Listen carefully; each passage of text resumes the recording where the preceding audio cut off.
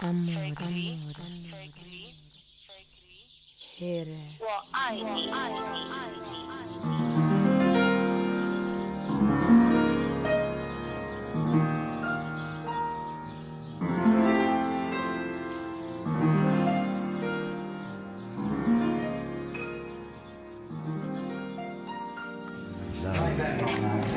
What's up, Chico? Man, it's okay. And you? Doing great, man. Great. Fine? Yes. Yeah.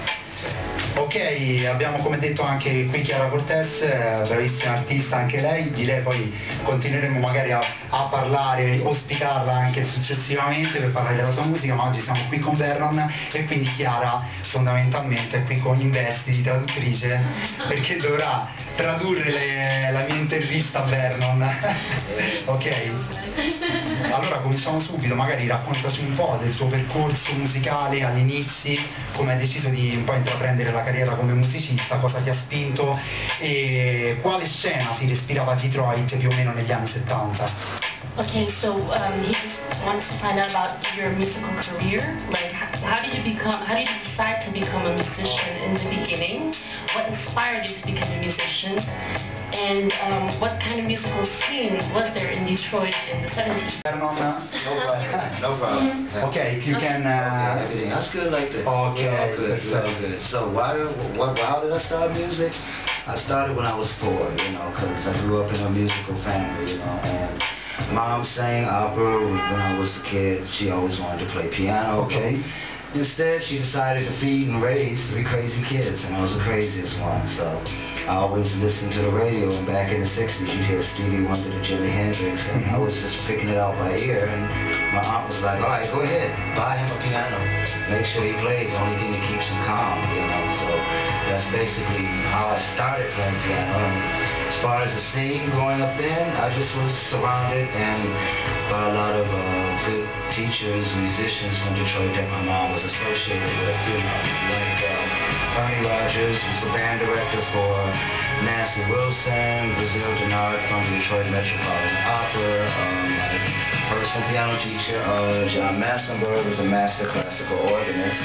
And when I got into high school then, I ended up being in these jazz bands in the school, playing trombone and piano and sharing the same classroom with people like Greg Fillinganes, you know, who's been with Michael Jackson, the Chaka Khan, to you name it, to having the school right across the street from Motown, you know, the original Hicksville recording studio, and down the street, farther down the street was United Sounds, where Parliament Funkadelic recorded and a lot of other famous artists from Detroit. So that's pretty much how I got influenced, you know, after that. So Ok, Chiara questa.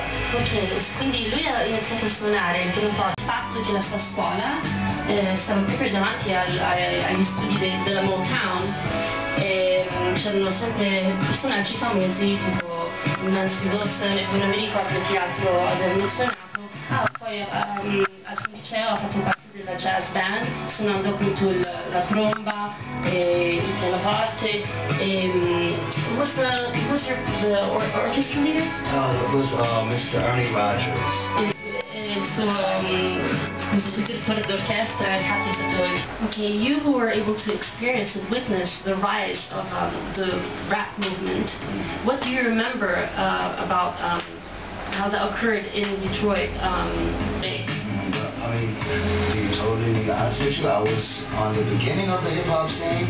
I was actually in Europe, and then I was listening to everything from abroad, and actually when I would go back and visit every now and then I was starting to see, like with my sister, when we all got of age in high school and college, you know, then she would be like, "Oh, you need to come on down." You know, it's more like the house scene in Atlanta blowing up, and she was like, "Okay, you need to come on down." And Salt and Pepper was actually my first hip-hop concert I ever went to in Frankfurt. But you were in Europe. Ah, okay. In Frankfurt is how my first introduction to it was.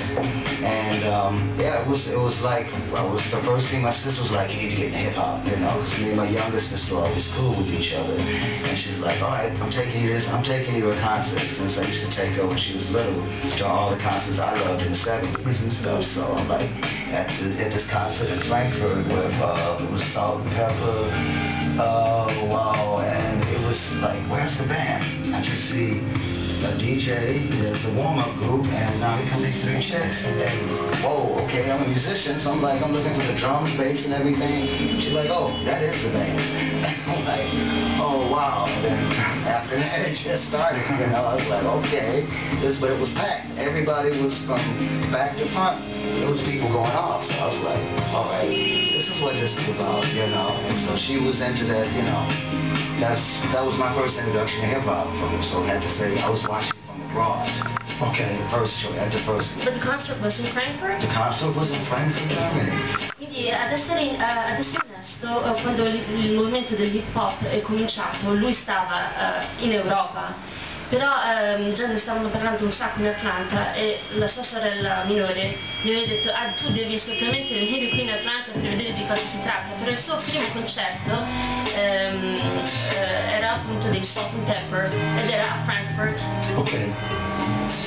Vai, continua. Sì, no. E poi lui quando ha visto il concerto ha visto queste tre ragazze e si è chiesto ma dov'è la band? E poi ha capito che no, quella era la band. E poi ha capito di cosa si trattasse esattamente il movimento e ha detto questo è figo.